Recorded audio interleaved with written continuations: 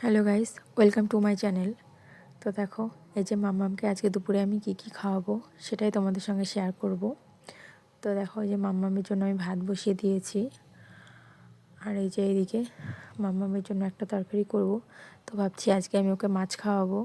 তো ওকে আমি কিভাবে মাছটা বানিয়ে খাওয়াই সেটাই তোমাদের সঙ্গে শেয়ার করব। তো দেখো, এই যে প্রথমে আমি কড়াইতে তেল দিয়ে দিয়েছি সামান্য পরিমাণে, যেহেতু মাম্মাম বেশি তেল সহ্য করতে পারবে না, ওর হজম প্রক্রিয়ায় সমস্যা হবে।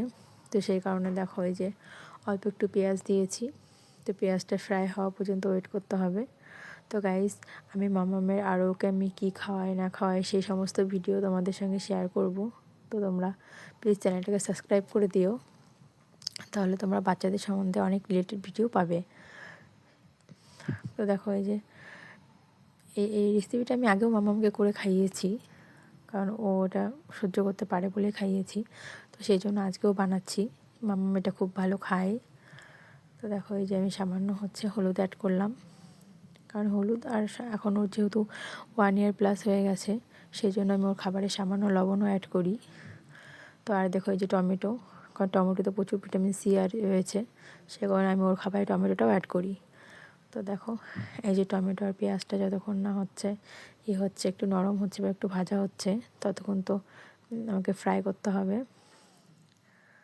তো দেখো গাইস, আর তোমরা আরও যদি অনেক কিছু জানতে চাও তো আমাকে কমেন্ট করতে পারো। আমি অনেক আরও রেসিপি রয়েছে যেগুলো আমি মাম্মামকে বানিয়ে খাওয়াই, সেগুলো তোমাদের সঙ্গে শেয়ার করব। তো সেই যে দেখো, আমি যেহেতু ওর খাবারে তেল অল্প দিয়েছি, তো সেই জন্য আমি একটু জল দিয়ে দিয়েছি, যাতে টমেটো পেঁয়াজ দুটোই নরম হয়ে যায়, নাহলে যাতে কাঁচা না থাকে, কারণ ওর খাবারটা পুরোপুরি সিদ্ধ হতে হবে। তো সেই কারণে দেখো, এটা যতক্ষণ না জলটা শুকিয়ে আসছে আমি মশলাটা ফ্রাই করতে থাকবো। তো আস্তে আস্তে এটাই আমার আর রান্না করতে দেরি হচ্ছে, কারণ আমি ওইদিকে ভাতটাও দেখছি। তো তোমাদের একটু বুঝতে হয়তো অসুবিধা হচ্ছে। তো দেখো, মামামকে আজকে আমি খাওয়াবো কাতলা মাছ, আর পেটির দিকটাই নিয়েছি, কারণ ও তো গাদার মাছ খেতে পারবে না, ওতে প্রচুর কাঁটা থাকে, আর কাঁটা বেছে ওকে খাওয়াতেও অসুবিধা। তো গাইস দেখো, এই যে আমি জল দিয়ে দিয়েছি, দেওয়ার পর এটা ভালো করে ফুটে অনেকক্ষণ সিদ্ধ হবে, কারণ মামাকে প্রপার ভালোভাবে সিদ্ধ করে সেই খাবারটাই আমি খাওয়াই। তো দেখো, এই যে তারপর আমি এর মধ্যে মাছগুলো দিয়ে দেবো। আর গাইস, তোমাদের একটা কথা বলা হয়নি, যে মাম্মামকে আমি এখনও মাংসটা খাওয়াইনি। আর তোমাদের যদি কারো জানা থাকে যে বাচ্চাদের কীভাবে মাংসটা খাওয়ানো যায়, তো তোমরা আমাকে প্লিজ কমেন্টে বলো। তো আমি সেইভাবেই মাম্মামকে মাংসটা রান্না করে খাওয়াবো। ওর 1 বছর হয়ে গেছে, কিন্তু বাট আমি ওকে এখনও মাংস দিইনি।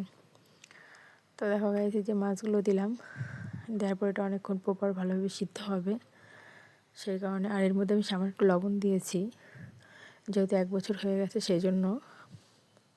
তো দেখো, আমি গাইস যে এটা ঢাকা দিয়ে দিলাম ভালোভাবে সিদ্ধ হওয়ার জন্য।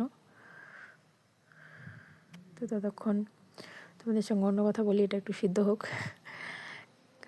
আর এই যে আমার ভাতটাও হয়ে এসছে, আর মাম্মাম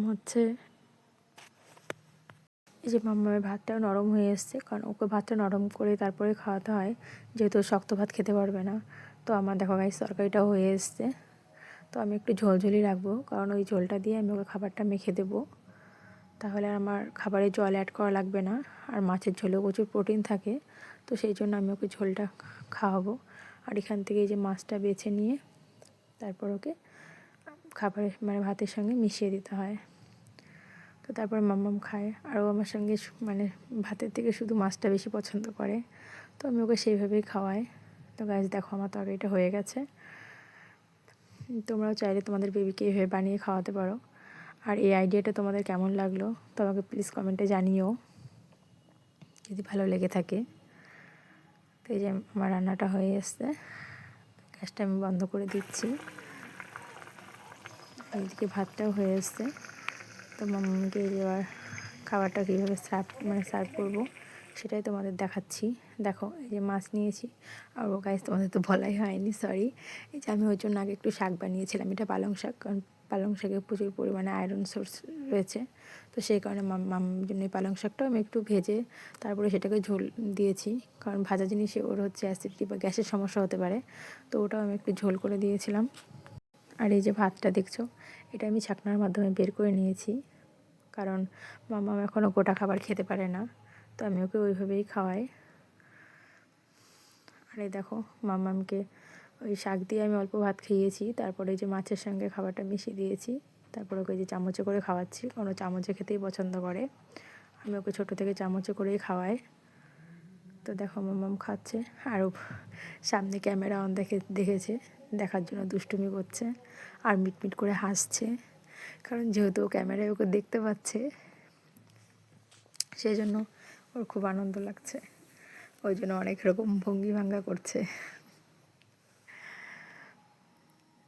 মাম্মাম খাওয়ার সময় প্রচুর বায়না করে, ওকে খাওয়াতে গেলে আমার অনেক টাইম লাগে, প্রায় 1.5 ঘন্টা লেগে যায় একটুখানি খাবার খাওয়াতে। খেতে চায় না, তারপরে এই যে জোর করে কত কিছু দেখিয়ে ওকে আমার খাবার খাওয়াতে হয়। তো গাইস, তোমাদের বাচ্চারাও কীরকম বায়না করে নাকি একটু বলো। আমার মেয়ে তো খুবই দুষ্টুমি করে, ওর খেতে গিয়েও দুষ্টুমি করতে হয়।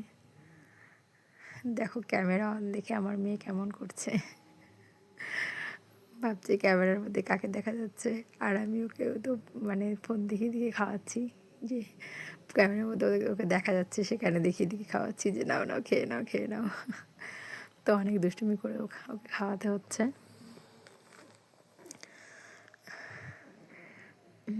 তো গাইস, কেমন লাগলো বলো। আর দেখো মাম্মাম আর আমি অনেক খাওয়ার সময় অনেক মজা হয়, যেহেতু অনেক মজা করছে, ফোনের মধ্যে ওকে দেখা যাচ্ছে বলে ওর খুব ভালো লাগছে, আর বারবার ফোনটা নিতে যাচ্ছে, বাট আমি ওকে ধরতে দিচ্ছি না। এই যে মামাকে আমার খাওয়াতে অনেক টাইম লেগেছে, কারণ ও প্রচুর বায়না করে, খেতে চায় না, দুষ্টুমি করে, কী যে করে তার ঠিক নেই। আর এই যে বারবার ফোনটা করছে, দেখো ও একা একাই হাই করছে, ওকে ক্যামেরার মধ্যে দেখা যাচ্ছে বলে ও সেই কারণে একা একাই হাই করছে। আর দেখো হাসতে, দেখো মুখে হাত দিয়ে হাসে। ও একটা ভিডিওতে দেখেছে যে মুখে হাত দিয়ে হাসতে হয়, তো তার থেকে আমি দেখছি ও একা একাই মুখে হাত দিয়ে হাসছে। তো তারপরে যে মামাকে খাওয়া শেষ হওয়ার পরে আমরা এই যে বিকালে একটু ঘুরতে বেরিয়েছিলাম। আর তারপরে যে আমাদের বাড়ির সামনেই রাস্তা রয়েছে, তো ওইখানে মাম্মা যে গাড়ি করে হাঁটছিল, ও গাড়িতে হাঁটার থেকে দৌড়াই বেশি, তো সেই জন্য আমার খুব অসুবিধা হয়, আর গাড়িটা ধরে ধরেই রাখতে হয়, নাহলে ও এদিক ওদিক চলে যায় জঙ্গলে। তো দেখো এই যে আমি গাড়িটা ধরে রয়েছি আর ওই হাঁটছে, ও হাঁটার থেকে দৌড়ায় বেশি, পা তো স্টেপ বাই স্টেপ পা ফেলে না, সেই জন্য এখনও পুরোপুরি হাঁটা শেখেনি, গাড়ির সাহায্যেই হাঁটতে পারে, কিন্তু একা একা হাঁটতে পারে না, এখনও টাইম লাগবে সেটা। আর দেখো আমি গাড়িটা ধরে রাখতে পারছি না, ও এত জোরে যাচ্ছে, ওর সঙ্গে আমি হেঁটে পারছি না, ও এত স্পিডে হাঁটছে। তো গাইস দেখো মাম্মা আর আমি এই যে ঘুরতে বেরিয়েছি, মাম্মাকে আমি বললাম যে মাম্মা সবাইকে তুমি হাই করে দাও, তো ও দেখো করছে না, খুব দুষ্টুমি করে। দেখো মাম্মা আর আমি যে বিকালবেলা প্রতিদিনই আমরা ঘুরতে বেরোই, কারণ মাম্মা মেয়েরা অভ্যাস হয়ে গেছে প্রতিদিন ঘুরতে বেরোনো।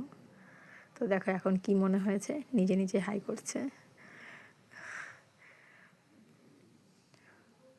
তো গাইজ দেখো আমরা এই যে ঘুরতে বেরিয়েছি, আমাদের এখানে একটা খেলার মাঠ রয়েছে, এখানে সবাই খেলা করে, তো আমরা প্রতিদিন বিকেলবেলা ওটা দেখার জন্যই যাই, কারণ আমার মেয়ে অনেক মজা পায় ওখানে দেখে।